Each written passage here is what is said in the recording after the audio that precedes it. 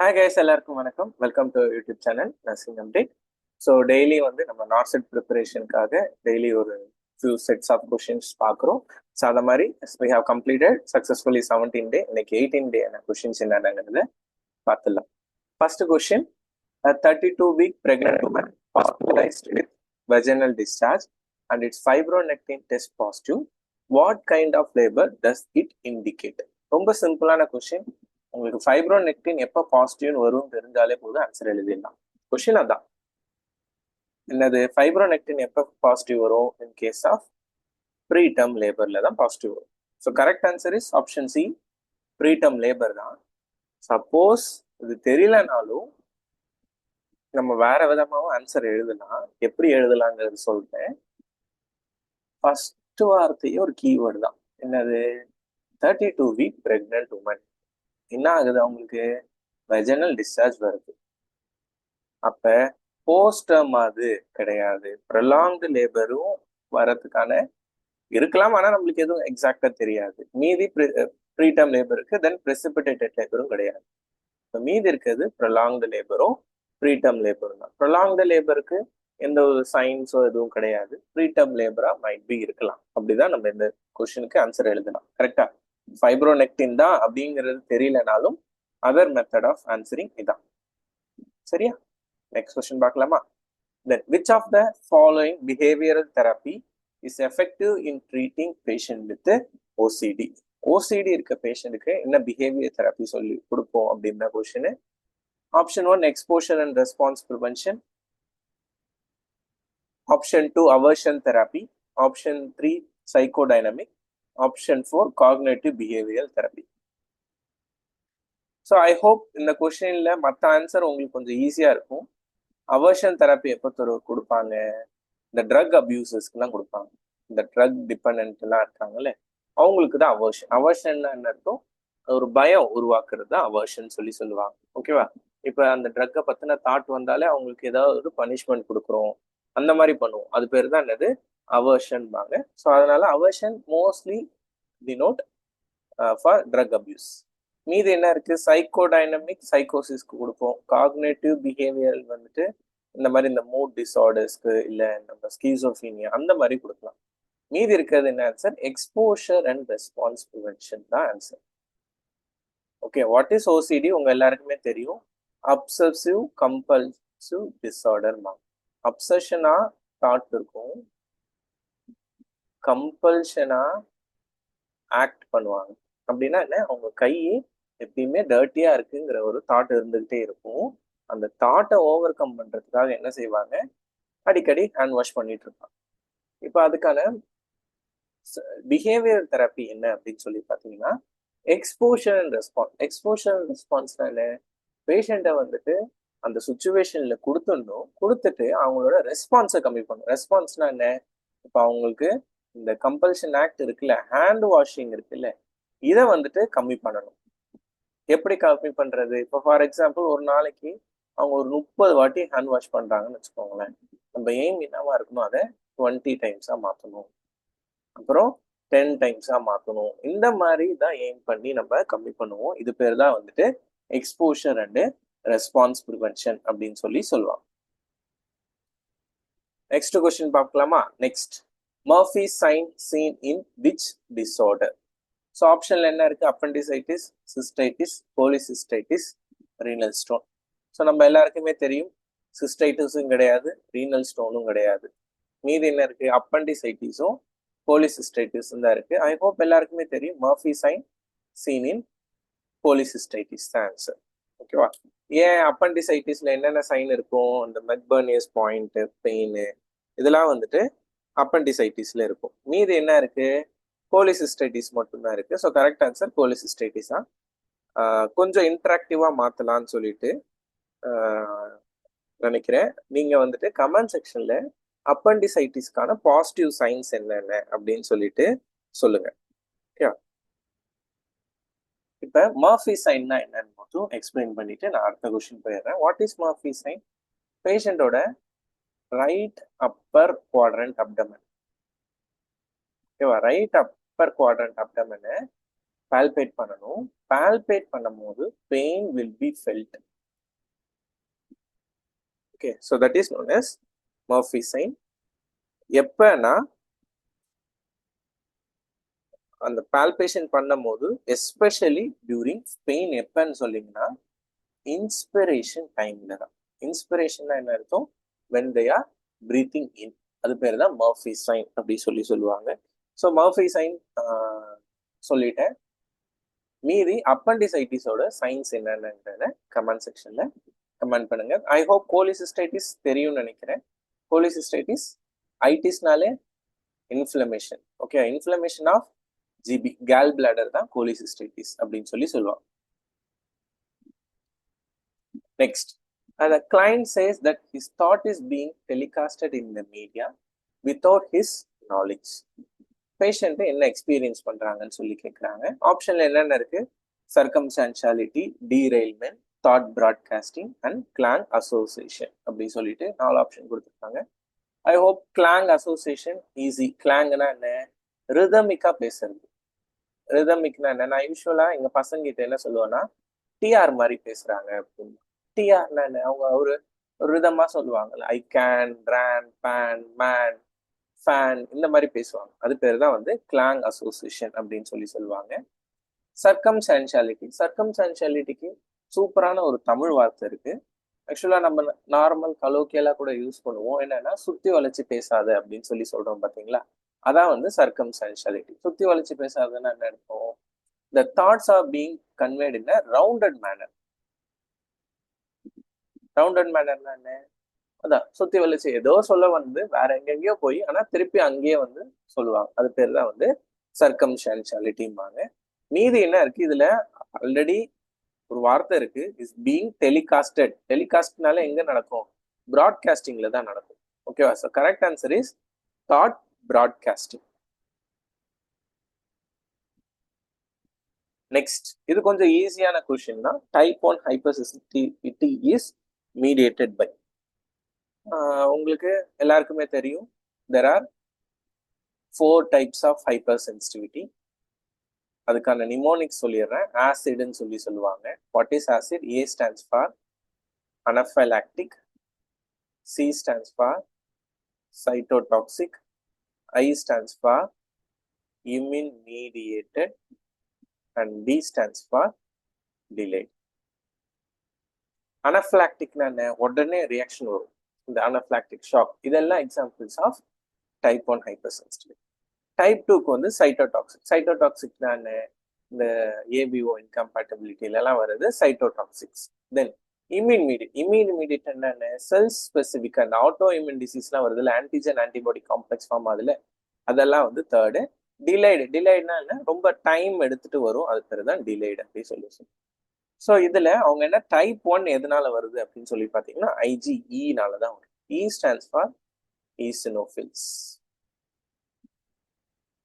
IgE is responsible for your anaphylactic reactions, are type 1 hypersensitivity reactions. Next question பார்த்துடலாமா? Nasogastric suction causes which type of acid base imbalance? ஆப்ஷன்ல இருக்கிறதுனால தான் 4மே கொடுத்துருக்காங்க. So acid base இம்பேலன்ஸ்ல என்ஜைக் section தானே, patient வந்து ஏதோ rails tube ஏதோ போட்டிருக்காங்க, அதை நம்ம சப்போர்ட் பண்றோம். அப்ப வந்து என்ன ஆசிட் பேஸ் இம்பேலன்ஸ் வரும் அப்படின்னு சொல்லி பார்த்தீங்கன்னா, மிஷன் மே டெவலப் மெட்டபாலிக் அசிடோசிஸ். ஏன் metabolic acidosis? there will be a loss of bicarbonate. இந்த செக்ஷன் பண்ணும்போது என்ன ஆகும்னா, பைகார்ப் அயான்ஸ் வந்துட்டு லாஸ் ஆக ஆரம்பிச்சிடும். thereby patient may develop metabolic acidosis. So மீது என்ன இருக்கு? Metabolic alkalosis. ஆல்கலோசிஸ் எப்போ வரும் அப்படின்னு சொல்லி பார்த்தீங்கன்னா, இப்போ patient is having vomiting, sorry நான் தப்பா சொல்லிட்டேன், ஃபைன், சாரி, வில் எக்ஸ்பிளைன். ஸ்டார்டிங்ல சொல்லிடுறேன். Nasogastric suction causes metabolic alkalosis தான். ஓகேவா? மெட்டபாலிக் ஆல்கலோசிஸ் தான் காஸ் பண்ணும். நான் அதான் அந்த வாமிட்டிங் வந்தோடனே தான் எனக்கு ஞாபகம் வந்துச்சு. Okay, vomiting, nasogastric suction everything causes metabolic alkalosis. So நல்ல வேலை ஆப்ஷன் பார்த்தேன், அதனால நான் இல்லைன்னா உங்களுக்கு தப்பா சொல்லி கொடுத்துருப்பேன், சாரி ஃபார் தட். ஓகே, இப்போ vomiting NG suction, sorry vomiting NG செக்ஷன்லனா என்ன ஆகும்னா, patient will lose HCl. HCl வந்து கம்மியாக ஆரம்பிச்சு. ஹெச்சிஎல் கம்மியாக ஆக என்ன ஆகும்னா பைகார்ப் லெவல் அதிகமாயிடும். ஓகேவா, அந்த பைகார்ப் லெவல் அதிகமாகறதுனால தான் patient is developing metabolic alkalosis. இதான் சிம்பிள் கான்செப்ட். தான் பேஷண்ட் எப்ப எல்லாம் upper GI tract fluid loss ஆனாலும் என்ன ஆகும்னா ஹெச்சிஎல் கம்மியாக ஆரம்பிச்சிடும். ஹெச்சிஎல் கம்மியானவுடனே அதை காம்பன்சேட் அதான் பண்றதுக்காக பைகார்ப் லெவல் அதிகமாயிடும். So patient will develop metabolic alkalosis. மீது என்ன இருக்கு, மெட்டபாலிக் அசிடோசிஸ். அசிடோசிஸ் எப்படின்னா டயேரியா. Diarrhoea occurs. ஓகேவா, யூஸ்வலா இந்த lower GI tract infection, lower GI fluid loss ஆனா அசிடோசிஸ் வரும். Upper GI tract fluid loss ஆனா ஆல்கலோசிஸ் வரும். ரெஸ்பிரேட்டரி அசிடோசிஸ் உங்களுக்கே தெரியும், இந்த ஆஸ்மா, சிஓபிடி, ஓகேவா, இதுல எல்லாம் வந்துட்டு ரெஸ்பிரேட்டரி அசிடோசிஸ் வரும். ரெஸ்பிரேட்டரி ஆல்கலோசிஸ் எப்போ வரும்னா இந்த ஃபீவர், ஹைப்பர் வென்டிலேஷன், இதுல எல்லாம் வந்து ரெஸ்பிரேட்டரி ஆல்கலோசிஸ். ஓகேவா, நெக்ஸ்ட் கொஸ்டின் பார்க்கலாமா. Early indicator of hypoxia in unconscious clients. சூப்பரான கொஸ்டின் இது. which of the following is the earliest? earliest என்னன்னா இது சீக்கிரமா வரும். ஆப்ஷன்ல என்ன இருக்கு, restlessness, cyanosis, tachycardia, hypertension. Correct answer is restlessness தான், எல்லாருக்குமே தெரியும். பிரச்சனை என்னன்னா இது எல்லாமே இருக்கும். ஹைபாக்சில் என்ன இருக்கும், இது எல்லாமே இருக்கும். ரெஸ்ட்லெஸ்னஸ் இருக்கும், சைனோசிஸ் இருக்கும், டாக்கிகார்டியா இருக்கும். ஓகேவா, இப்ப earliest indicator restlessness, cyanosis is the late indicator. ஓகேவா, சீக்கிரமா வருது ரெஸ்ட்லெஸ்னஸ், இது லேட்டா வருது cyanosis. Next, a patient is getting potassium correction in 5% dextrose. What ECG change will the nurse see to stop the infusion?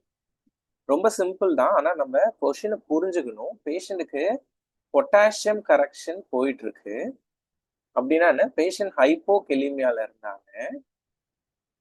Okay,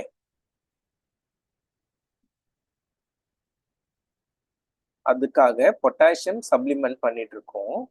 what ECG change will the nurse C to stop the infusion அப்படின்னா என்ன இருக்கும், எந்த ECG change பார்த்தீங்கன்னா நீங்க potassium கரெக்ஷனை stop பண்ணுவீங்க அப்படின்னு சொல்லி question வந்துருக்கு. ஓகே, இப்ப ஆப்ஷன்ல என்னென்ன இருக்குன்னா prominent U wave, tall peaked T wave, depressed ST segment, shallow T wave அப்படின்னு சொல்லிட்டு 4 ஆப்ஷன் கொடுத்துருக்காங்க. ஸோ இப்போ கொஸ்டின் புரிஞ்சாலே நம்ம ஆன்சர் எழுதிடலாம். நம்ம எல்லாருக்குமே தெரியும் ப்ராமினன்ட் யூ வேவ் எங்க இருக்கும், ஹைப்போகெலிமியால இருக்கும். டால் பீக்டு டி வேவ் எங்க இருக்கும், ஹைப்பர் கெலிமியால இருக்கும். ஓகே, ஸோ இப்போ கொஸ்டின் என்ன சொல்றாங்க, பொட்டாசியம் நீங்க கொடுத்துட்டு இருக்கு, 5% டெக்ஸ்ட்ரோஸ்ல பொட்டாசியம் ஆட் பண்ணி கொடுத்துட்டு இருக்கீங்க. அப்பனா பேஷண்ட் இஸ் இன் ஹைப்போகெலிமியா, அதுக்காக நீங்க ட்ரீட்மெண்ட் கொடுத்துருக்கீங்க. எப்போ நீங்க பொட்டாசியம் ஸ்டாப் பண்ணணும் அப்படின்னா, when patient is developing hyperkalemia, you should stop giving potassium supplementation. ஓகேவா, so correct answer is tall peaked T wave. Tall peaked T wave வந்துச்சுன்னா என்ன அர்த்தம், பேஷண்ட் இஸ் டெவலப்பிங் ஹைப்பர்கெலிமியான்னு அர்த்தம். when patient develop hyperkalemia, you should stop the infusion. So correct answer is option B, tall peaked T wave.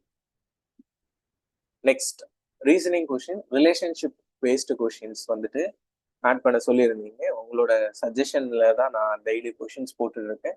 கொஞ்சம் சப்ஸ்கிரைபர்ஸ்க்கும் like கொஞ்சம் கம்மியாயிட்டே வருது. கொஞ்சம் அதிகப்படுத்திங்கன்னா இன்னும் கொஞ்சம் எம்துவா பண்ணலான்னு சொல்லிட்டு ஒரு ஆசை தான், வேற எதுவும் இல்லை. உங்க ஃப்ரெண்ட்ஸ் யாராவது ப்ரிப்பரேஷன்ல இருக்காங்க அவங்களுக்கு இப்பவே வந்துட்டு ஷேர் பண்ணிடுங்க, அப்படியே சப்ஸ்கிரைபும் பண்ண சொல்லிடுங்க. Pointing to a woman, Abhijit said, her granddaughter is the only daughter of my brother. How is woman related to the Abhijit? யாரோ கடைசி லைன் எப்பயுமே என்ன சொன்னேன், இந்த கடைசியில இருந்து தான் போகணும். Daughter of my brother, daughter of my ஆனா அப்ஜித்னு ஒருத்தர் இருக்காரு, அவருக்கு ஒரு பிரதர் இருக்காங்க. ஓகேவா? அவர் பிரதரோட டாட்டர். இதான் கடைசி லைன். இந்த டாட்டர் யாரு? Her granddaughter. யாரோ ஒரு உமன். இங்க யாரோ ஒரு woman. Okay. Her granddaughter is the only daughter to my woman. How is woman related to Abhijit?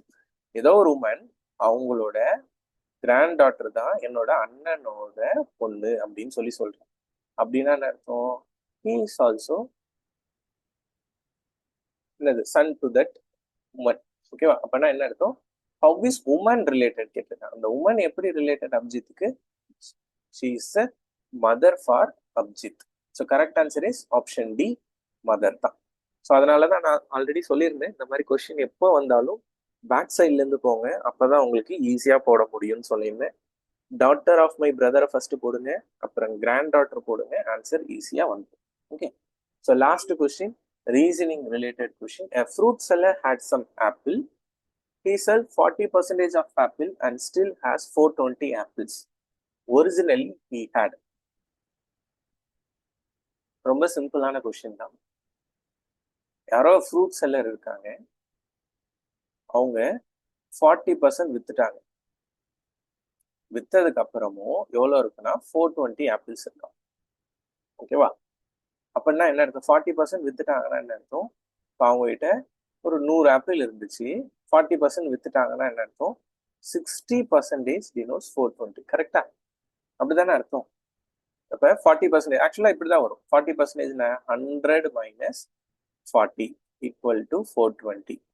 அப்போ நான் 60% is equal to 420 வரும். அப்போ ஒரு பர்சன்டேஜ்ல எவ்வளோ இருக்குன்னு கண்டுபிடிச்சிடலாம். எப்படி கண்டுபிடிக்கலாம்? 420 divided by 60, அவ்வளோதான். அப்போ 1% எவ்வளோ? 7 ஆப்பிள்ஸ். ஒரு பர்சன்ட், ஒரே ஒரு இண்டிவிஜுவல்கிட்ட ஒரே ஒரு ஆப்பிள், சாரி ஒரே ஒரு பர்சன்டேஜ் தான் இருக்குன்னா என்ன அர்த்தம்? அவர்கிட்ட 7 ஆப்பிள் இருக்குன்னு அர்த்தம். இப்போ இப்படியே கூட கண்டுபிடிச்சு பாருங்களேன். 1% denotes 7 ஆப்பிள்னா 60% denotes 420. 4 7s are 42. Sorry 7 6 are 42 தான். 420 ஆப்பிள்ஸ் தான் வரும். கொஸ்டின் என்ன கேட்குறேன்? ஒரிஜினலி ஹி ஹேட்னா என்ன அர்த்தம்? அவரு 100% எவ்வளோ இருந்துச்சுன்னு அர்த்தம். 1% எவ்வளோ? 7 ஆப்பிள்ஸ். அப்போ 100% எவ்வளோ? இன்டூ 100. 7 into 100, 700 apples. அதான் ஆன்சர். ஓகேவா? இதுல இந்த செகண்ட் லைன் தான் ரொம்ப முக்கியம். He sells 40% of apple and still has 420. அப்படின்னா அர்த்தம்? அவர் வித்துட்டாரு. வித்த பழக்கம் எவ்வளோ இருக்கும் அவங்க கிட்ட? 420 ஆப்பிள்ஸ் இருக்குன்னு அர்த்தம். ஓகேவா? ஸோ அப்போ நம்மளோட இதுல நீங்க 40% ஆன்சர் போட்டீங்கன்னா வேற எங்கேயோ போயிடும். 60%, ஏன் 60% போட்டேன்? வித்ததுக்கு அப்புறம் மீதி எவ்வளோ இருக்கும்? 40, 100ல 40% வித்துட்டாங்க. இப்போ மீதி எவ்வளோ இருக்கும்? 60% தான். Okay. So correct answer option D, 700 apples. So hope இந்த வீடியோ பிடிச்சிருக்குன்னு நினைக்கிறேன். பிடிச்சிருந்தா சேனல் சப்ஸ்கிரைப் பண்ணிடுங்க, உங்க ஃப்ரெண்ட்ஸ் எல்லாருக்குமே ஷேர் பண்ணிடுங்க. Thank you so much.